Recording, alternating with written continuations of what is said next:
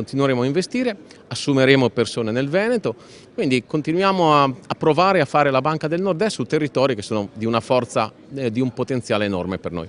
L'altra faccia del sistema bancario, quella che scommette sulla Marca e sul Veneto e che oggi ha illustrato i numeri di un anno difficile ma nello stesso tempo positivo verso l'uscita dalla crisi. Sono i numeri di Friuladria Credit Agricole presentati ai soci al Teatro Verdi di Pordenone. Questo è un bilancio che chiude con 37 milioni di utile, dividendi in crescita, tutti i valori positivi e obiettivi di sviluppo oltre che consuntivo di crescita. Quindi siamo molto contenti perché possiamo dire che in un territorio come quello del Veneto, dove eravamo meno presenti, dove stiamo facendo grandi investimenti, puntiamo a diventare una banca di riferimento. E tutto scommettendo comunque nel territorio con 1 miliardo di nuove erogazioni a famiglie e imprese. Numeri che non si sentono da tempo, soprattutto nel mondo delle banche venete. Un confronto inevitabile dove la scelta di Friuladria è semplice e a quanto pare vincente. Noi abbiamo vissuto lo stesso contesto di mercato, facciamo banca da tanti anni come le altre banche.